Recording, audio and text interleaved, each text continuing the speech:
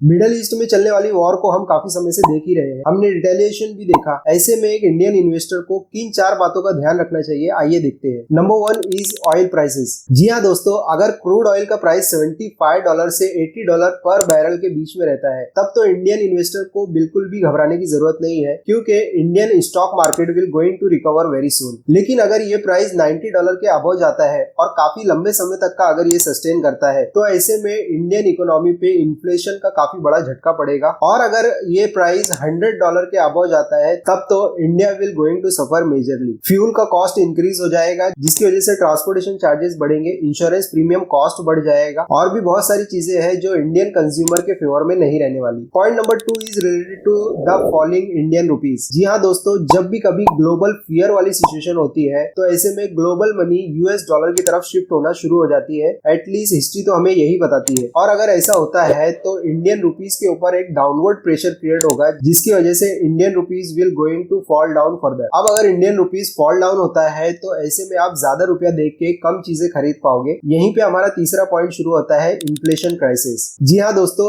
Inflation एक overnight situation नहीं है, ये एक चेन ऑफ रिएक्शन है। अगर ऑयल का प्राइसेस बढ़ता है, तो ऐसे में फ्रेट कॉस्ट बढ़ेंगे, ट्रांसपोर्टेशन कॉस्ट बढ़ेगा, इंश्योरेंस प्रीमियम कॉस्ट बढ़ेंगे, इंपोर्ट बिलिंग एक्सपांड होगी। और क्योंकि ट्रांसपोर्टेशन कॉस्ट बढ़ेगा, तो इसका इफेक्ट हर एक चीज पे पड़ेगा। अब क्योंकि हर चीज का प्राइस बढ़ रहा है, तो गोल्ड क्यों पीछे रहे। अब यहीं से हमारा चौथा पॉइंट शुरू होता है, गोल्ड। जी हाँ दोस्तों, जब भी कभी वॉर वाली सिचुएशन होती है, तो गोल्ड का प्राइसेस हमेशा ऊपर की तरफ भागता है। जब भी कभी हाइपर टेंशन वाला माहौल होता है, तो ऐसे में गोल्ड इन्वेस्टर को एक सस्टेनेबिलिटी प्रोवाइड करता है, इसलिए ज्यादातर इन्वेस्टर गोल्ड की तरफ भागते हैं। लेकिन आप कभी भी अपना पूरा पैसा गोल्ड या सिल्वर में लगा के ना रखें। इंडियन स्टॉक मार्केट क्योंकि अभी करेक्शन मोड में है, तो ये आपके लिए एक सबसे बेस्ट अपॉर्चुनिटी है, आप अपने पोर्टफोलियो के एवरेज कर सकते हैं।